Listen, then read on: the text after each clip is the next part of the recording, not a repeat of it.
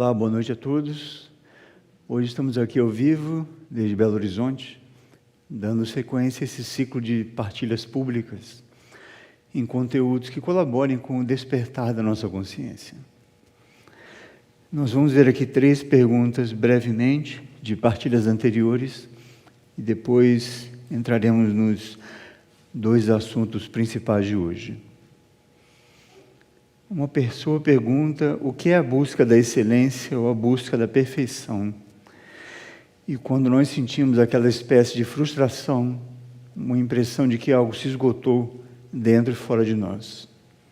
Vejam, a vida única, o universo, tende à perfeição e tende à evolução contínua. Então, quando nós estamos desenvolvendo um ciclo, colocando energia em ciclos, em manifestações que estejam diante de nós, nós vamos até um certo ponto e depois temos que perceber quando essa perfeição, ou esse próximo passo, se desloca e mobiliza um outro potencial.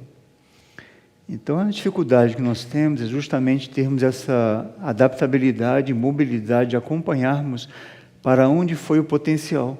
Que um potencial anterior nós já o esgotamos, já o expressamos. Então, para que as coisas evoluam, temos que perceber, identificar para onde se deslocou esse potencial.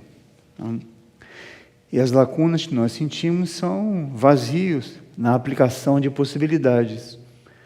Então, quando nós não identificamos esses potenciais e não colocamos nossa consciência nisso, a sensação de vazio, de lacuna, pode ser uma expressão não dessa ausência da aplicação de possibilidades. Depois aqui alguém pergunta: o que é um impulso verdadeiro? Como discernir quando estamos diante de um impulso verdadeiro? Veja, nós podemos ver todos os assuntos em muitos planos, não, em muitas dimensões. Agora, o impulso que realmente movimente, que nos desloque em consciência, ele vai vir como uma espécie de um bendito momento que chega quando nós menos esperamos e mais precisamos. Então, não é algo que nós controlamos. Nós podemos criar a condição e atrair esse impulso, quando a nossa aspiração é verdadeira, para realmente evoluirmos. Agora, para evoluirmos, temos que nos transformar em algo que ainda não somos, correto? Não seria uma evolução, seria uma repetição ou uma versão melhorada de algo. Então, é aquele bendito momento, não, que chega quando menos esperamos e quando mais precisamos. Então, não são escolhas próprias e tampouco podem ser controlados. Bem. E última pergunta, a pessoa pergunta: como podemos identificar e como lidar com as nossas resistências? É uma pergunta de alguém que deve estar cansado das próprias resistências. Não, sabe quando a gente segura e se cansa? Não? Muito bem. Na realidade, uma possibilidade não de reflexão é que o que nos perturba, na verdade, não são exatamente as resistências, são as nossas reações às nossas resistências. Porque nós percebemos o apego a situações, a pessoas, a fatos, a algumas coisas, e temos muita dificuldade de soltar isso. E crer que o potencial máximo de algo vai se deslocar para uma próxima expressão. Porém, nossos apegos dificultam-nos, acompanham, de podermos seguir esse processo evolutivo sem que as resistências não se transformem numa espécie de um calvário, de um sofrimento. Bem, temos uma introdução de um assunto muito axial, um eixo de toda a instrução de Trigueirinho, que é o que representou para o planeta, para a humanidade, o ano de 1988. Então, foi um marco na evolução humana, foi o fechamento e o início de um ciclo da evolução humana. E todo fechamento de ciclo traz uma espécie de metabolismo muito particular, que é gerar sínteses. Só que, nesse caso, uma síntese do que havia sucedido na nossa evolução ao longo de muitos ciclos e o ingresso de energias desconhecidas. E aqui está o ponto. Então, para que nós possamos lidar com o que começou a acontecer a partir de 88, temos que ter aquela aspiração genuína de buscarmos o desconhecido, aquilo que nós não Não temos ainda um contato, consciência, um sentido de comunhão que ainda não conhecemos, não? O desconhecido. E até 88, o que a espiritualidade clássica menciona é que a humanidade recebia impulsos a cada... Numa época chegou a ser 75 anos, era um impulso importante para a humanidade, eram anos. Depois passou para 25 anos e a partir de 88 passou a ser trimestral. Então vejam a catalisação simbolizada por 1988. Então, o que se sabe, que foi revelado não por Trigueirinho, é que esses ciclos trimestrais, ou seja, esses impulsos a cada 3 meses, eles representam uma espécie de lógica da hierarquia espiritual que acompanha a evolução da humanidade, do planeta, dos reinos, e que a cada 3 meses se atualiza. Agora, se atualiza organizando esse ano da hierarquia, digamos, em 4 trimestres. Então, na última partilha pública, eu comentei sobre isso, e hoje aqui vamos enfocar mais no ciclo que teve início no 8 de maio. Então, os ciclos são de 8 de maio a 8 de agosto, 8 de agosto a 8 de novembro, 8 de novembro a 8 de fevereiro e 8 de fevereiro a 8 de maio. Então, nós ingressamos 2 dias atrás, hoje dia 10, nesse ciclo que é a nova semeadura. E é um ciclo muito importante. E esses ciclos não são importantes, eu vou defini-los brevemente, começando por esse que nós estamos agora, que é a nova semeadura. Então, é quando aquelas sementes do que nós devemos desenvolver, recordando, estamos falando de um conteúdo filosófico, espiritual, não é nada em princípio externo, ainda que tudo isso possa também se projetar no nosso mundo concreto. Então, 8 de maio é aquele momento da nossa evolução humana, repito, a partir de 88, onde essas consciências, todo o planeta, todo o universo, as melhores possibilidades vêm ao encontro de cada um de nós. É uma nova semeadura. Tudo aquilo que tenhamos desenvolvido, preparado o nosso solo, não? O nosso estado de receptividade para acolher novas sementes, tende a vir ao nosso encontro a partir do 8 de maio. Depois, no 8 de agosto, tem o início da expressão, digamos, do ano evolutivo da humanidade. O que quer dizer isso? Tudo que foi lançado como semente, acolhido, que encontrou no nosso interior um terreno fértil, bem adubado, simbolicamente, vai despertar e vai iniciar um processo. Vai despertar essas sementes. Depois, no 8 de novembro, nós temos um ciclo muito importante, que é o ciclo da floração, que é quando, depois de todo um processo de desenvolvimento, todo um metabolismo muito vigoroso de desenvolvimento, emerge aquele momento da fecundação. Floração e fecundação são praticamente símbolos. Por um lado, é o ápice, o clímax de uma certa expressão, simbolicamente, do reino vegetal, e, por outro lado, é quando são fecundados, não? Dentro da flor, para que no futuro gerem frutos e depois novas sementes. Em fevereiro, temos a frutificação, que é o resultado, é o efeito, é a colheita de que nós desenvolvemos não, nos meses anteriores. E nós sabemos que um fruto, é um símbolo isso, ele só gera semente quando ele amadurece. Então, muitas vezes, nós não vemos ciclos em nós, no nosso processo evoluir, ciclos se expandirem e tudo, porque nós não amadurecemos o fruto.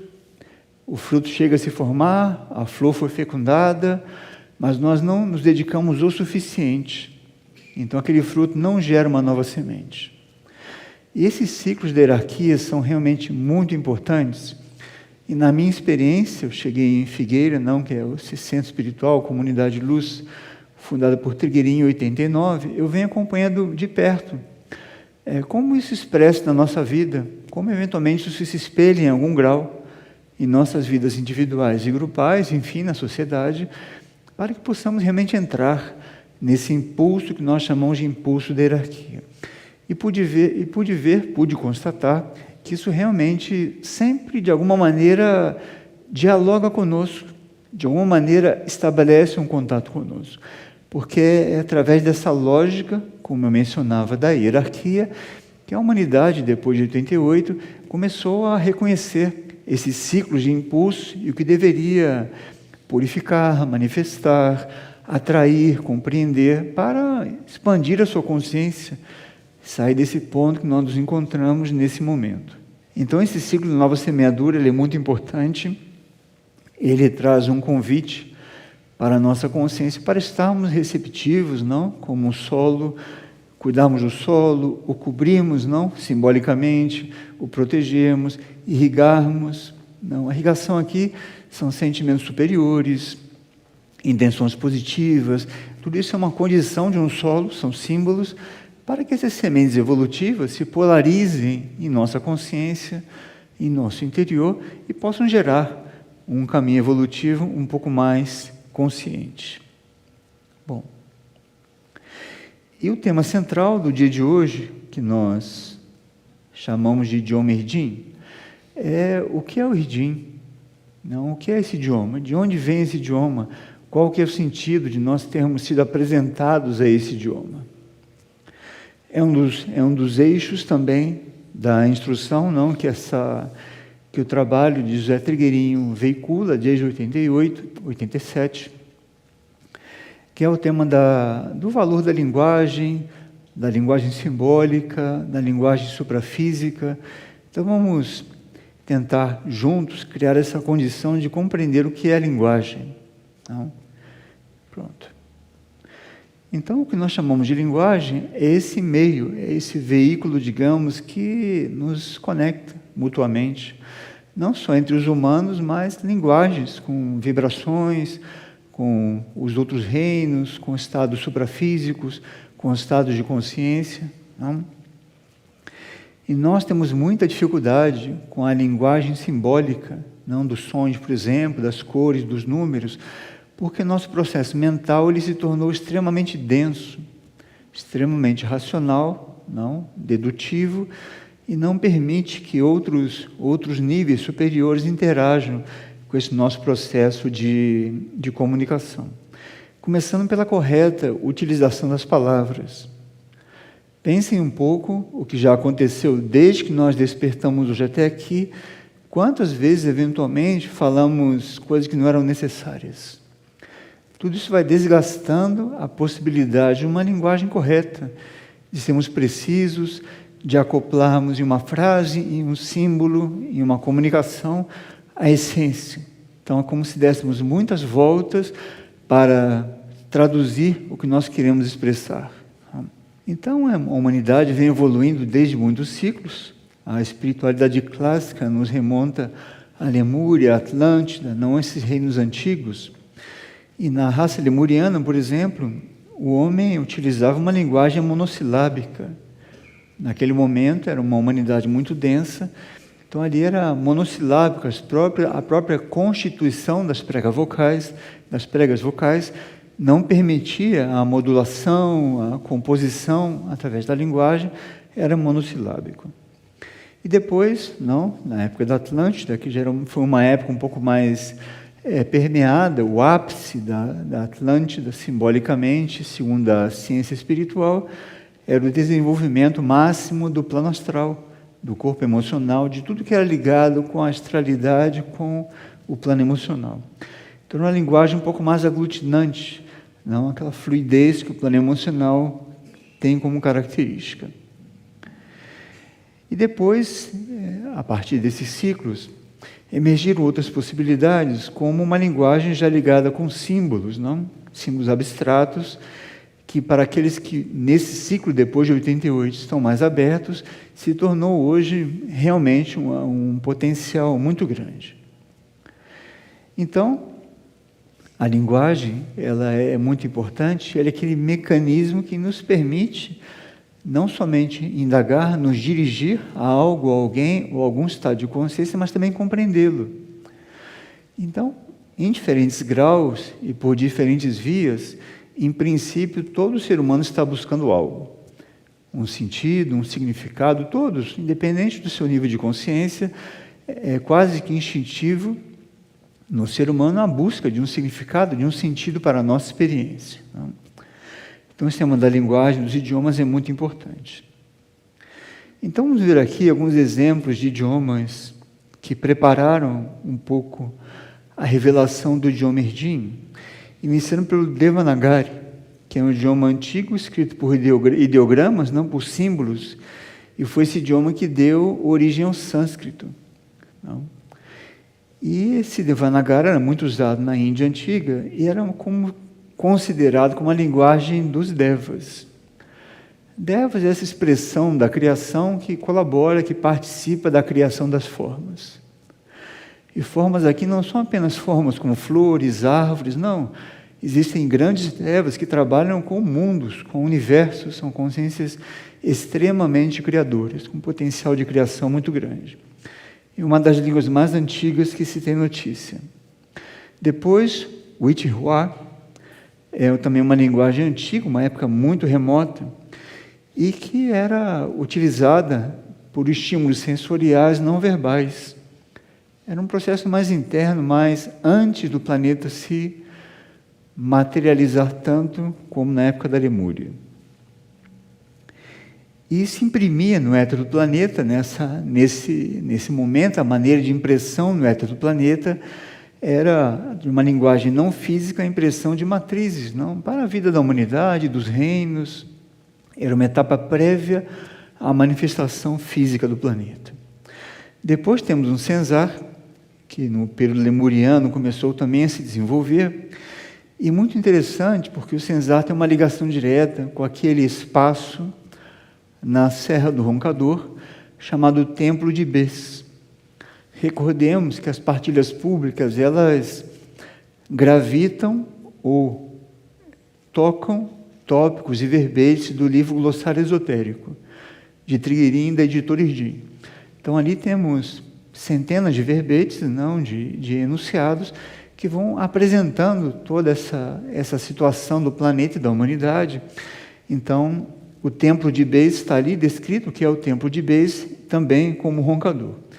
Então, voltando ao contexto, o Censar era muito utilizado, não nessa época, no Templo de Bes, e o Templo de Bes, através do Templo de Bes, é um espaço não suprafísico que a hierarquia promove, digamos assim, através de cada uma dessas vogais, não, o I, a consoante B, E e a consoante Z, impulsos diferentes do nível dos avatares para a humanidade.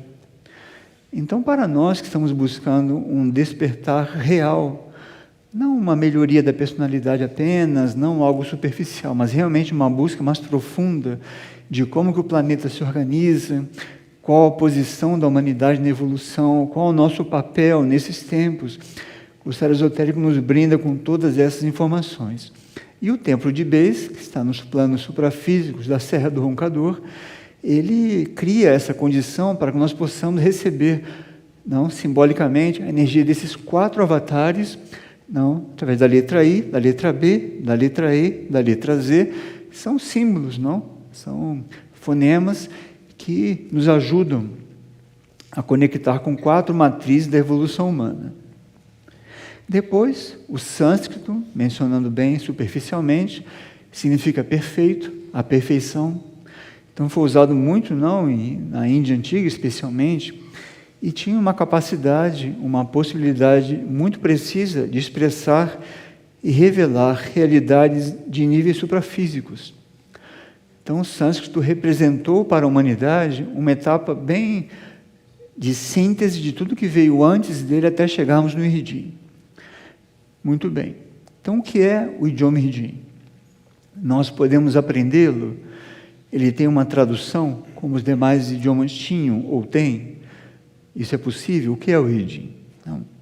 Nós, como humanidade mental, essa raça é uma raça mental, nós organizamos nossos idiomas com conceitos, não? Com descrições, com entendimentos baseados, vinculados ou espelhados em conceitos. E o Irdim é uma forma sintética de comunicação que nos desloca da região dos conceitos para a região dos estados de consciência, que é completamente distinto. Então, não tem uma tradução. Nós vamos ver alguns exemplos aqui do Irdim depois. Então, o Irdim ele nos chega e, a depender do nosso estado de consciência, uma mesma palavra, ou frase, ou mantra em Irdim, ele pode trazer para cada um de nós um sentido distinto. Por quê? Porque ele é como um veículo para estados de consciência. Não é um conceito. Acompanham? Um conceito é o que é uma casa. Uma casa, explicamos o que é uma casa. O que é uma palavra Irdim? Isso tem um significado, traduz estados de consciência. E aí, a partir do nosso momento atual, um impulso no idioma Irdim vai despertar em nós um estado de consciência correspondente. E um pouquinho mais, ou seja, vai nos atrair para uma ampliação de consciência. Então, não é o idioma que confirme nossos conceitos. Percebem como é diferente o processo mental? Não é como saber a definição de uma casa. Palavra aqui, só um exemplo. Não. Vem o impulso ali nos traz para estado de consciência.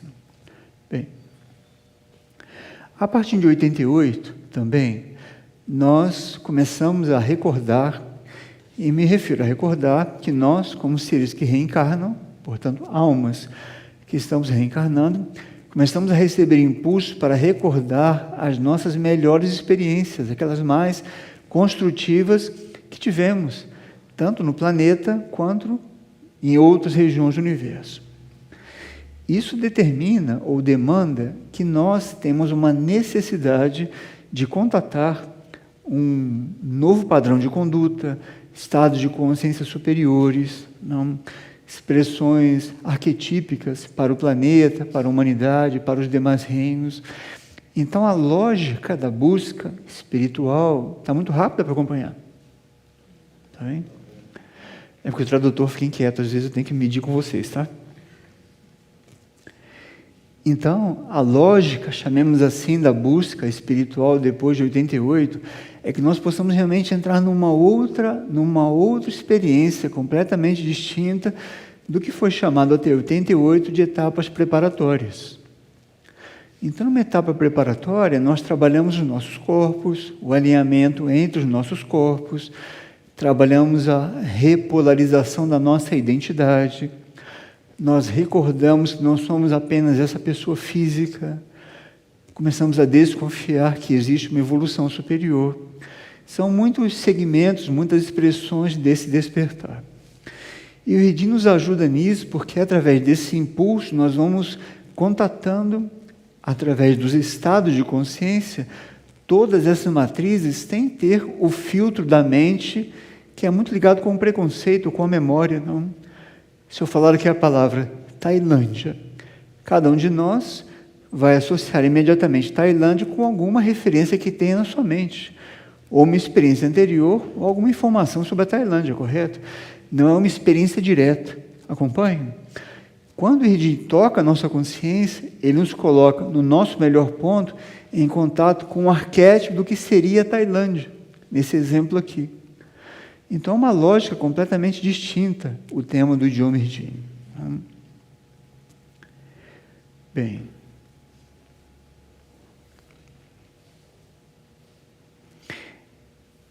nós vamos ver aqui alguns exemplos do idioma Irdim para que nós possamos sentir, fazer uma experiência, para que não fique mais um conceito, mais uma teoria. Não? Agora, na medida que nós vamos despertando essa aspiração de tomar contato com essas matrizes superiores e contato com o idioma Irdim, com estados de consciência superiores, isso deve ser acompanhado com algumas decisões na nossa consciência humana. Porque se nós nos mantemos identificados e presos apenas no nosso aspecto humano, para que contatar um aspecto superior? Aquilo não faz liga, não faz sentido, porque não é aplicável aqui. A realidade da nossa personalidade aqui, ela já sabe como ela funciona, ela não necessita, ou não necessitaria, digamos assim, do contato com matrizes suprafísicas, imateriais, e de uma expressão de outros padrões de conduta. Então, o idioma Irdim, ele traduz, ele nos traz estado de consciência, vamos fixar bem essa compreensão. Então, não são conceitos. Então, falamos aqui algumas palavras em Irdim, não é que tem uma tradução, Nós podemos criar um sentido, ou alguns sentidos para algumas palavras, ou alguns mantras em Rijin, mas isso vai nos remeter para uma verdadeira área criativa, digamos assim, uma área virgem, onde o potencial do Rijin vai mobilizar dentro de nós, como eu falei na pergunta, não sobre os potenciais, um potencial de um estado de consciência que nós nem sabíamos que nós tínhamos, mas que só ganha sentido viver, tomar contato com tudo isso, nós aspiramos nos deslocar do ponto atual que nos encontramos. Então fica uma pergunta para todos não presentes aqui que acompanham a transmissão. Nós estamos de todos satisfeitos com o nosso momento atual? Pessoal, humano, o mundo está bem, a humanidade está bem, feliz, pacífica, nossa relação com o planeta ela é equilibrada, não? Ela é construtiva. Creio que a grande maioria vai coincidir que é momento de darmos um passo. Então, depois de 88, nós temos realmente todo um grande acervo, digamos assim, um repositório de impulsos para podermos nos valer desses impulsos e não somente despertarmos, mas ampliarmos a nossa consciência. E para isso o idioma Rijin nos ajuda muito. Bem, como o Rijin ele não é construído com a lógica dos idiomas que nós conhecemos, ele traz algumas características, não? Algumas delas vocês podem estudar no glossário esotérico, porque no início de cada letra, de cada verbete baseado nas letras, não? Nós temos ali muitas letras que remetem ao Rijin. Então, por exemplo, a letra H, que é uma letra muito importante no idioma Rijin, ela significa essa interação, não? De um impulso superior que ganha estabilidade, vamos ver o H maiúsculo, não? Então, isso ganha estabilidade, esse impulso ganha estabilidade, se sustenta quando existe o braço horizontal, que é a nossa relação entre nós. A humanidade, o planeta, os demais reinos, as vibrações desse ambiente aqui que nós interagimos, não? E esse vínculo, então, o traço horizontal do H, ele simboliza esse ponto de equilíbrio e de serviço. E no idioma Rijin, a letra H, ela entra na posição de uma palavra no Rijin, a depender da força espiritual que essa palavra em Rijin tenha. Então imaginem, em vez de nós nos dedicarmos a tudo que nos dedicamos hoje em dia, que em princípio não tem nenhuma utilidade real para a nossa evolução superior, se pudéssemos pegar cada letra, não, cada vocal, cada consoante, e ingressar nesse universo de observar o efeito daquilo em nós. Em algum momento faremos uma partilha sobre os sons, sobre o trabalho com o som, o que o som, como uma energia criadora, promove nos éteres e em nós, fazendo um trabalho com as vogais. Então, não, pegamos uma vogal e ficamos ali acompanhando o que a vogal I promove dentro de nós.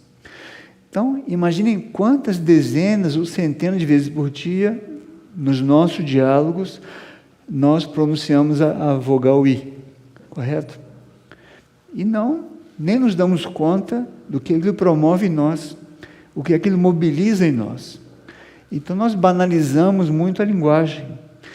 E uma chave que pode nos ajudar, que também depois de 88 foi muito salientada no processo evolutivo, é nós sairmos desse foco do egoísmo puramente, uma experiência humana egoísta, tudo tendo-nos como centro, para o processo de tendo-nos como refletores, como espelhos de realidades internas. Então muda completamente o paradigma do uso da energia e do uso da nossa vida, digamos assim, não? Vivemos para servir. Bem, ligado um pouco com o tema do Templo de Bes e com a Serra do Roncador, nós estudamos no início do ano, dentro dos verbetes, um dos verbetes, o tema de algumas posições da hierarquia no planeta. Uma delas, como vimos, é a consciência do Manu. O Manu é um nível hierárquico espiritual bem entendido, que acompanha a evolução das raças. E o Manu, ele tem a polarização da sua consciência no templo de Bes. Então, em Bes, o processo evolutivo da raça ele é monitorado E cada ação nossa, por incrível que possa parecer, como ser humano, vai servindo como uma espécie de um banco de dados de como está a consciência humana. Então, muitas vezes, muitos de nós pensamos, puxa, eu estou cansado, faço um esforço, faço o meu melhor possível, e o mundo parece cada vez pior. Aparentemente, sim. Porém, lá em Ibês, lá na consciência do Manu, esse nosso esforço correto, acompanha? Esse nosso movimento evolutivo, ele fica registrado. Aquilo entra no processo de acompanhamento da raça, como um todo, e serve como um laboratório, uma amostra, um sample, para que aquilo seja uma base. Bom, aquilo em algum ser humano deu um fruto. Não? E tem um nível hierárquico importante, uma palavra em Din chamada Manu Shirin, que é um conjunto de mônadas, não? Mônadas, uma parte são mônadas da hierarquia, uma parte são mônadas humanas, que vão justamente monitorando os passos da consciência humana para que algo que tenha dado certo em algum ser humano possa ser replicado e aplicado em outros seres humanos. É um laboratório, mas de um outro nível, obviamente. Então, se nós escutamos esse som, Manu Shirin, e no nosso interior emerge um sentimento de gratidão. Nossa, isso existe, eu não sabia. É um nível de consciência que acompanha cada gesto evolutivo meu. Não deveria emergir de nós uma gratidão? Não é tão no vazio como nós pensamos. Em algum lugar desse grande arquivo acástico, nós já falamos sobre arquivo acástico também, isso fica registrado e vai contando. E esse é o nosso processo evolutivo. Então, Manu Shirin, que essa palavra em Din, ele realiza parte da tarefa desse Manu, que é essa consciência hierárquica, que está fazendo a síntese dessa nossa raça, a quinta raça, e preparando uma nova raça, que será uma raça intuitiva, uma raça conectada com uma outra dimensão, com uma outra possibilidade, com outro tipo de evolução. E na medida que nós, seres humanos em diferentes graus, que estamos buscando o processo evolutivo realmente e sinceramente vamos dando passos, isso vai servindo de padrões de conduta que vão sendo plasmados em toda a consciência humana. Isso deveria trazer para nós muita gratidão e muita paz. Poxa, então não estou sozinho. Seja lá o que eu faça internamente, ou vivo internamente, verdadeiro, isso é um benefício para a evolução humana. Porque nós estamos sendo muito viciados, no resultado, na expectativa, o resultado imediato, não é assim? O impacto, somos continuamente estimulados ao contrário. O protagonismo pessoal, individual, tudo na contramão da evolução espiritual. Então, nesse contexto, conhecer essa palavra em Din, Manu Shirin, pode nos ajudar a gerar, aí eventualmente no nosso interior, um sentimento de amor e de gratidão. Bem, no glossário esotérico, nós vamos encontrar alguns mantras em Din. Mantras são sons, o sânscrito tem muitos mantras, como sabemos, são muitos mantras que mobilizam, de novo, em nós, estados de consciência. E o trabalho mântrico, ele é diretamente ligado ao processo criador, portanto, ligado às repetições. Então, repetindo o mantra, ele vai criando um ritmo, aquele ritmo vai movimentando o estado de consciência, vai gerando um metabolismo entre diferentes estados de consciência, vai promovendo sínteses, e a uma certa altura, um código que aquele mantra transporta, ingressa na nossa consciência, eventualmente plasma e dá uma sustentação para uma transformação de uma conduta, inclusive. Então, vamos ver aqui alguns exemplos, antes de passar para as perguntas. Vamos ver o mantra, por exemplo, que é um mantra que todos nós necessitamos, que é um mantra de abertura, de receptividade, de disponibilidade para a purificação.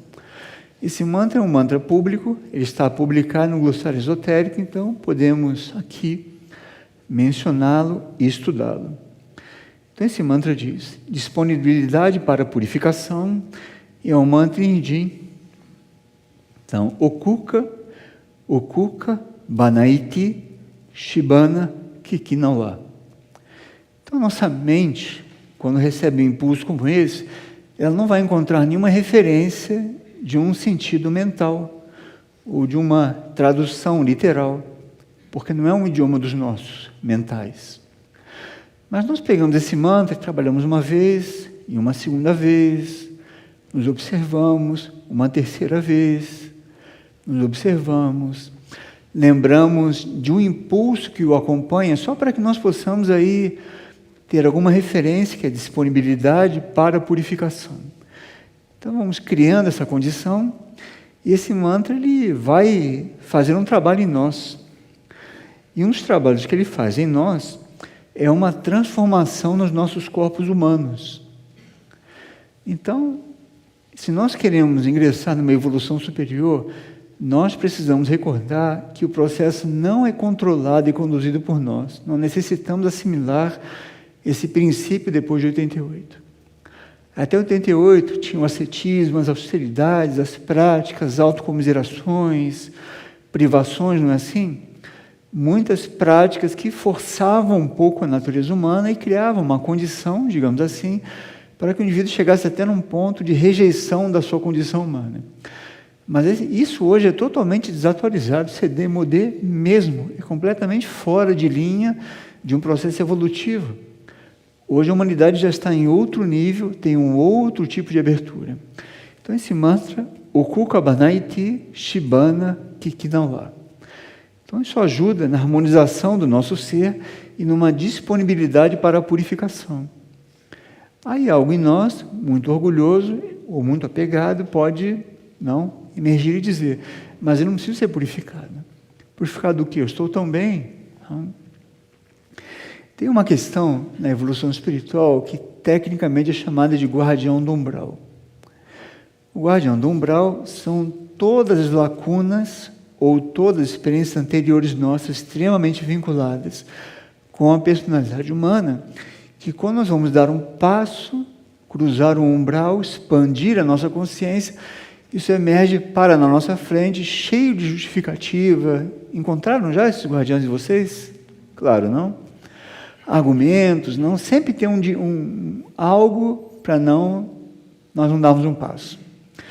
Então, eventualmente, para contornar essa situação que embaça, ofusca muito a nossa consciência, esse mantra pode ajudar, porque ele cria essa condição de disponibilidade para a purificação. Tem o mantra Irjin, Okuka Banaiti Shibana Kikinawa.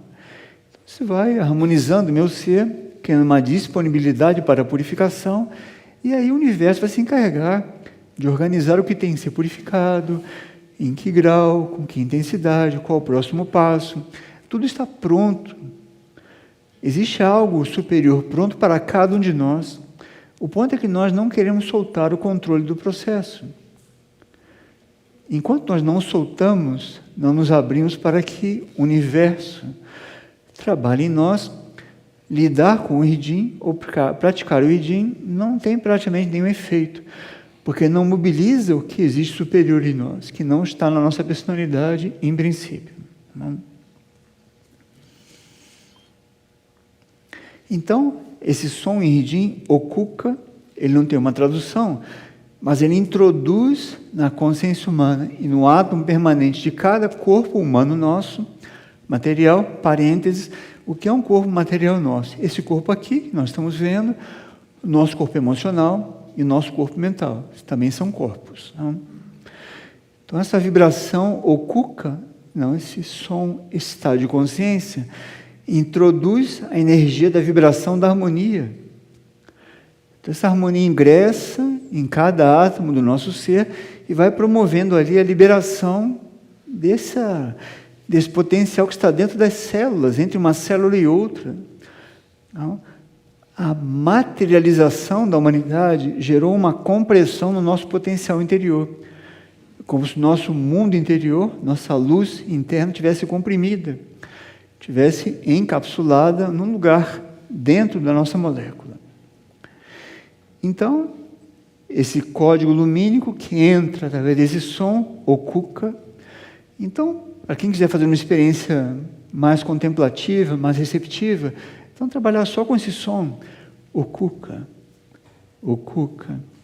Então, esse código não lumínico, ele vai ingressando, especialmente no corpo etérico, O corpo etérico, esse corpo que acompanha a nossa forma física, ele permeia toda a nossa forma física e faz a ponte, faz o vínculo com o nosso corpo emocional.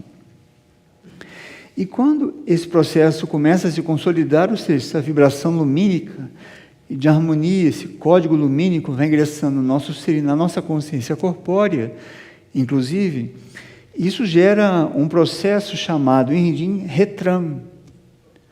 Então, Retram, que é uma palavra também em Rindim, é uma abertura de canais interiores de cura, não, para que essa energia cósmica superior e material possa trabalhar, não, nos nossos corpos, na nossa personalidade, gerar harmonia, gerar equilíbrio. Não? Então é um mantra, vejam, uma palavra de Okuka, olhem o profundo trabalho que isso faz. Não? Que não é uma busca terapêutica, não é uma purificação terapêutica, é uma cura interior. É a cura da nossa consciência. Não? É o preparo da nossa situação, do nosso arcabouço humano, inclusive, para podermos perceber o desabrochado que habita dentro de nós. Bem, todos nós, como seres reencarnantes, nós temos muitos registros anteriores. Registros luminosos, ou seja, registros que acompanharam o impulso evolutivo a seu momento e no ciclo correspondente. São tesouros que estão como que armazenados na nossa alma, porém temos também muitos traumas, temos muitas feridas e muitas cicatrizes. Não?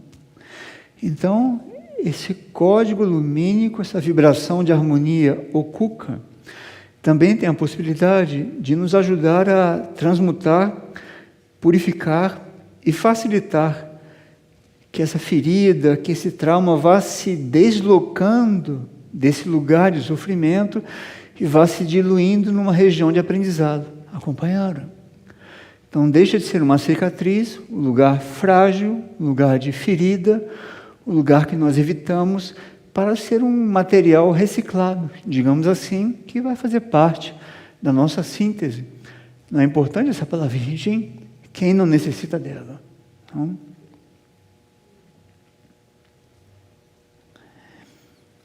E justamente por ser um som, uma vibração, um estado de consciência que traz esse padrão de harmonia e um estado lumínico interior, ele gera, como consequência, não de uma maneira mágica ou intencional, uma proteção. E por que proteção? Proteger do quê? Uma proteção de interferências, do que seja uma ruptura da nossa comunhão com a vida superior. Essa é a verdadeira proteção. Não é proteção de algo ou de alguém. É a preservação dos melhores códigos que nós tenhamos para não serem influenciados ou interferidos. Uma palavra, Okuka. Imaginem um mantra inteiro. Okuka Banaiti Shibana Kikinawa. Agora, naturalmente, não é um trabalho, não é um processo para nós fazermos com alguma expectativa ou dirigindo essa energia para curar uma questão da nossa bile, uma má digestão ou uma cãibra, porque não é por aí. Não. Estamos tratando aqui da consciência e um processo interior. E pode ser que a bile, a cãibra, o digestivo, indiretamente, em algum momento também serão harmonizados. Nós vamos entender que o Rindim impulsiona, se polariza em estados de consciência para facilitar o nosso despertar e a elevação da nossa consciência. E como último impulso desse mantra, não, Okuka Banaiti, é que ele irradia pela força de luz e de harmonia que traz uma energia que ajuda a dissolver a incompreensão mental e emocional. Então, eventualmente, pode nos ajudar, não? Podemos estar numa situação de não estar compreendendo algo, ou vemos nosso corpo emocional agitado com alguma coisa, em vez de ficarmos debatendo com isso, querendo prevalecer ou nos deixar vencer por isso, vamos ser mais inteligentes, deixe isso quieto e vamos abrir uma outra condição, criando uma condição para contatar um código lumínico que vai fazer o seu trabalho e, se for o momento, vai dissolver essa incompreensão e essa situação emocional. Bom, Nós vamos voltar a esse conteúdo, não? Em partilhas seguintes, porque realmente é um trabalho bastante importante. Esse é uma aproximação ao idioma Irdim. Promove dentro de nós realmente um movimento que não tem nada a ver com a trajetória mental dos conceitos, memórias, registros, trabalha por um outro lugar. E internamente, a primeira impressão que nós temos é como se nós estivéssemos num quarto escuro, cansados de buscar um interruptor, ou uma janela, ou uma porta, e de repente nós vemos o horizonte e o sol nascendo. Essa é a impressão interna.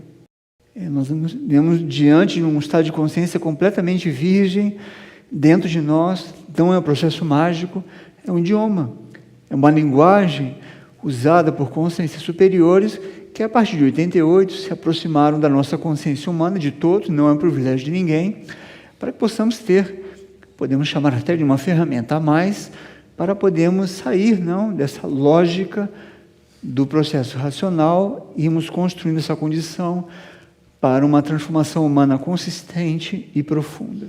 Sim.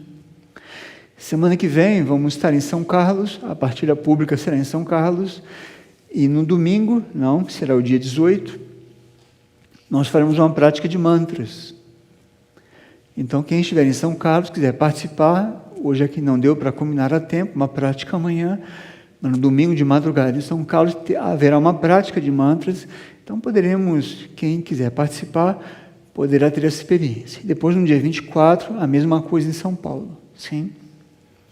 Em algum momento podemos também fazer algo online, não com todos, para gradualmente fazermos um tipo de experiência direta com tudo isso. Então, para fechar, lembrar do Okuka, esse impulso que introduz uma energia lumínica e harmônica. Quando isso ativa e toca nossa célula, nosso átomo, gera essa abertura dos canais de cura interior, que nós chamamos de Retram, em Irdim, também. E tudo que essa palavra Okuka, então, representa, nós podemos tomar um contato inicial aqui. Tem alguma pergunta no chat? Quem vai ler a pergunta? Sim, Frei. Tem-nos chegado algumas perguntas. Okay. Vamos pela ordem de chegada. Vanderleia Cabral de Souza Schwab pergunta: no roncador seria um portal para outras dimensões? Quando nós falamos roncador, nós estamos falando sim da Serra do Roncador, mas estamos referindo a um espaço suprafísico que está naquela região. Então não é o lugar físico, puramente aparente físico, é o que está polarizado naquelas serras, não? Então, vamos recordar que em janeiro, quando nós iniciamos o estudo do glossário esotérico, o primeiro tópico que nós conversamos foi o assunto dos níveis de consciência.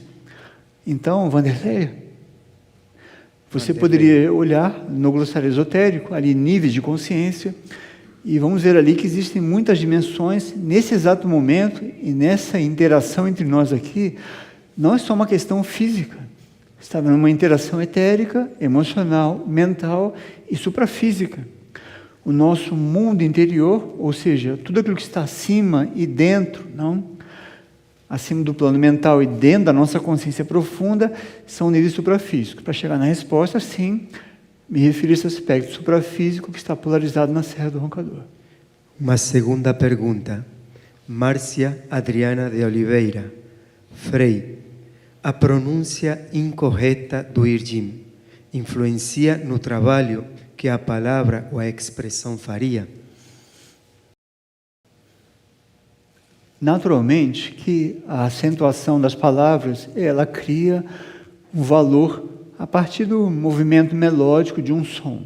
Então, Okuka, não tem uma acentuação, correto? Okuka, não é Okuka, nem Okuka, é Okuka. Então, essa acentuação potencializa ao máximo o significado oculto do mantra.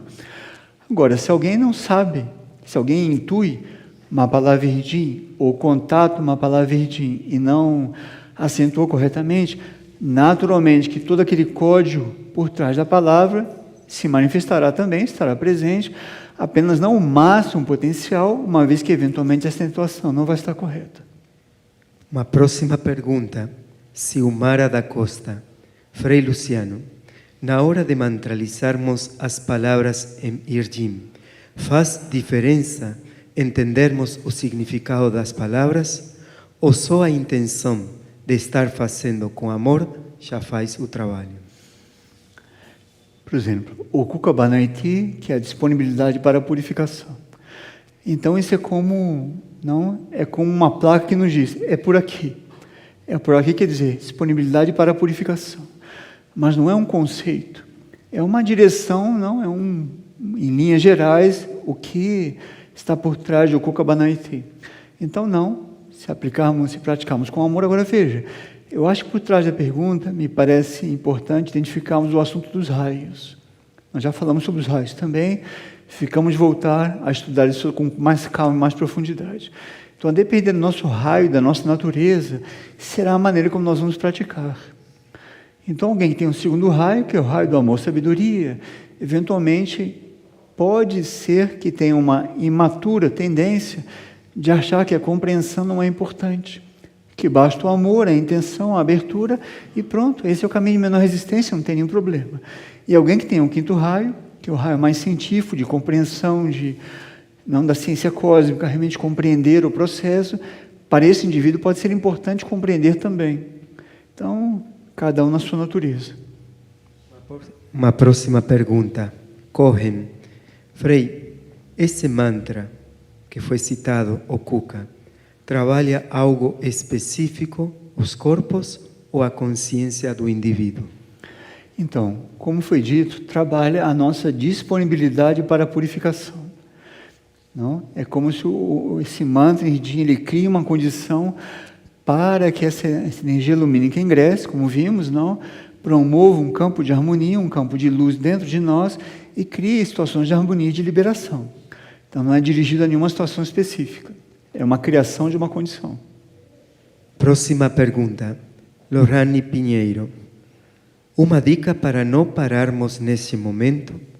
Alguma reflexão sobre esse soltar? No caso, como podemos impulsionar esse soltar?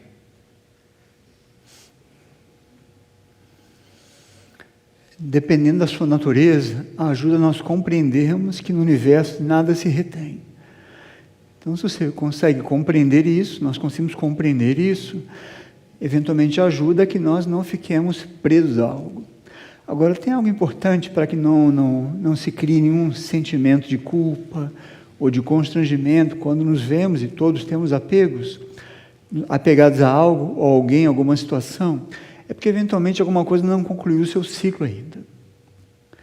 Então temos que ter muita perspicácia, muita humildade, muita sabedoria de ver em que momento da experiência com algo, com alguém, ou com algum lugar, com o que quer que seja, terminou ou não. Porque também soltar antes da hora é interferir numa coisa que ainda está se desenvolvendo. É como colher um fruto seco, acompanha? É uma interferência. Isso não é estático, é um processo vivo. O ponto é você se perguntar, se eu me sinto preso em algo, fazer algumas ofertas para dentro de si mesma. Tem um trabalho que nós chegaremos ao trabalho com os sonhos, como já vimos também. Trigueirinho sempre nos orientava, nos ajudava a compreender assim, se antes de dormir, dialogamos conosco mesmos, fazemos um movimento na direção da nossa consciência profunda, dialogamos, nos escuta, o que eu tenho que soltar? Algo que não esteja vendo que eu tenho que soltar, não. Isso já não está demais, mas não querendo conduzir, me explico, nem querendo controlar ou querendo manipular, é um abrir-se, é um expor-se para si mesmo. Isso ajuda muito nesse processo, temos consciência, encontramos força, inclusive para soltar.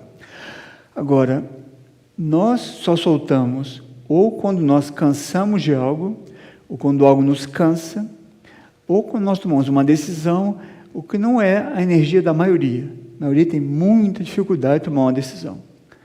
Quando nós ficamos apegados, ficamos acomodados às situações, então se não entra uma energia de vontade, não de realmente romper, num bom sentido, não é uma ruptura destrutiva, é uma ruptura para o início de uma outra etapa, uma outra expressão, eventualmente até daquela situação. Uma próxima pergunta em espanhol. Andrea Gutiérrez García. Saludos. ¿La práctica de mantras promueven el silencio? Gracias. Se a prática de mantras promove o silêncio. Temos previsto uma partilha, um estudo também só sobre o que nós chamamos de silêncio. Porque o silêncio, depois de 88, para a hierarquia, é um esvaziamento interior. Não é apenas uma questão externa ou uma condição ambiental. Um esvaziamento interior, nós vamos silenciando a nossa ambição, os nossos desejos, nossas ambições humanas, enfim. Então, nesse silêncio, nesse esvaziamento, se vai criando uma condição para que a nossa verdadeira identidade, nossa verdadeira trajetória vá se mostrando, vá se plasmando, não? Agora, os mantras nos ajudam nesse silêncio, porque como eles não têm a ver com a mente é muito vinculada aos interesses, não é assim? Em geral, nossa mente é muito manipuladora. Ela funciona criando uma condição sempre para fazer com que as coisas girem em torno dos seus interesses. Interesses esses que nem sempre coincidem com o nosso momento interior. Então, praticamos o mantra, temos nessa disponibilidade para a purificação, esse silêncio vai emergir naturalmente, mas não vai ser um exercício.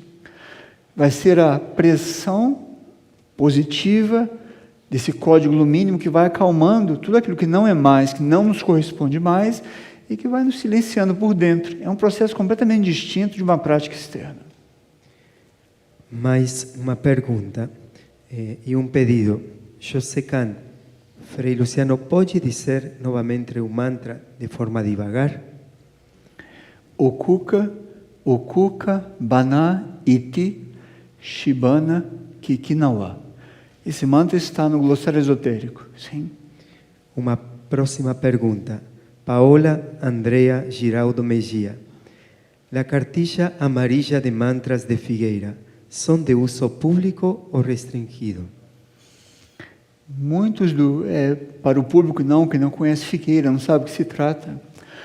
Foi gerado desde o início da fundação da comunidade Figueira um caderno, chamamos de caderno de mantras, que tem ali uma parte dos mantras que nós já temos disponíveis. Alguns, os que são públicos, estão no glossário esotérico, e alguns que estão no caderno não estão públicos porque não estão no glossário esotérico. Pode ser mais uma pergunta? Elaine Kassam, qual seria um bom caminho para se trabalhar para a transformação do nosso controle sobre tudo?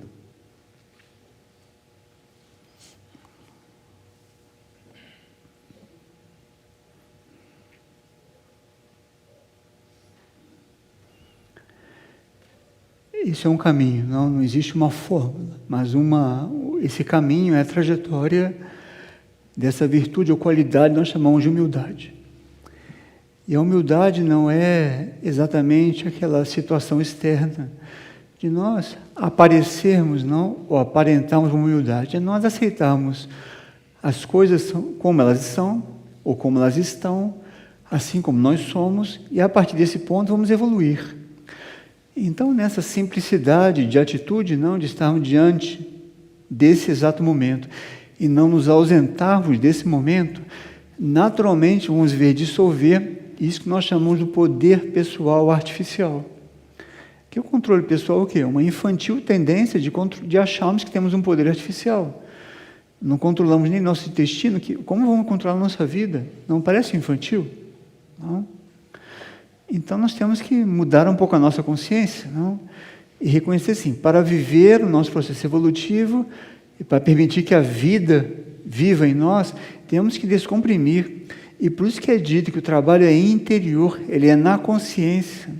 O ponto é que nós temos uma tendência, como seres humanos, de associar tudo que acontece, que vai acontecer espiritualmente, com perder algo, ou perder a posse de algo ou de alguém. Então, temos que ser curados desse sentimento de posse, para que ao sermos tocados por energias superiores, não esse processo do desapego, da fluidez, da entrega, de não querer controlar, colaborar sim, mas não controlar. Porque temos que reconhecer que não temos como controlar coisíssima alguma. Tem mais algum?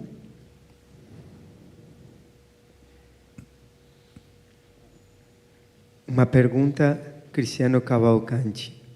Que mantras poderiam nos ajudar a nos mover mais e fisicamente podermos estar de forma correta e consciente, apoiando na manifestação das tarefas necessárias para a sustentação das comunidades?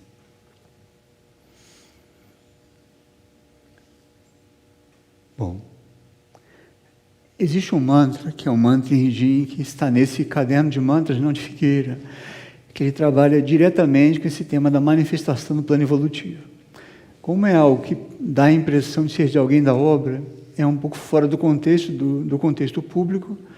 Então, para que todos possam acompanhar, vamos só recordar que os mantras não são um processo mágico, não?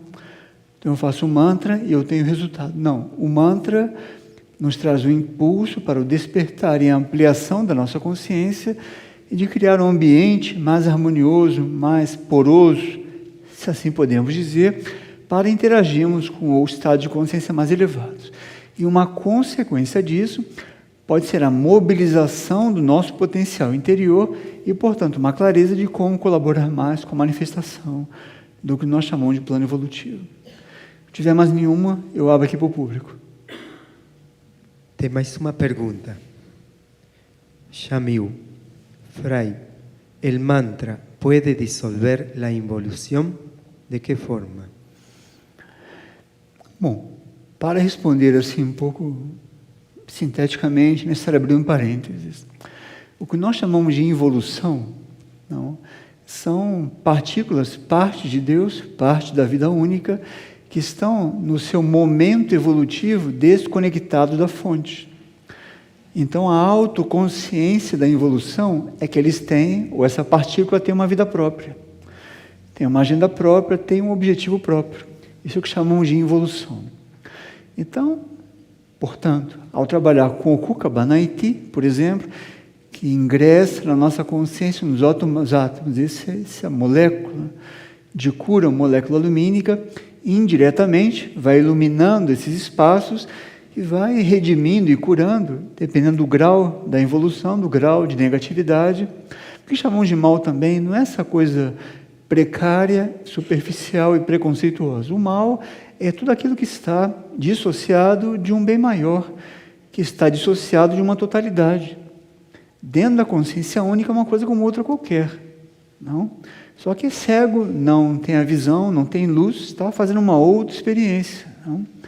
Então esse mantra ingressa e gradualmente ele vai dissolvendo aquilo e vai, pela presença da luz, vai mostrando essa evolução, não de uma maneira confrontatória, não com rotas de colisão, que ela também é parte daquilo, venha, se ilumine também, faça parte, você é bem-vinda. Percebe que é redenção? Não é um processo à força, nem um processo violento. Então, o Rinjin nos coloca em contato com o amor universal, com uma outra lógica lumínica. Não é a lógica do convencimento, dos argumentos, do conflito, não. É a lógica da presença da luz que, cedo ou tarde, vai absorver o que nós chamamos de involução. Alguém no salão teria alguma pergunta dentro desse contexto?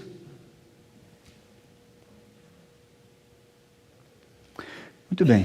Então, boa noite a todos. Durmam com o Kuka, não? E amanhã acordem com o Kuka e depois me contem, tá bom?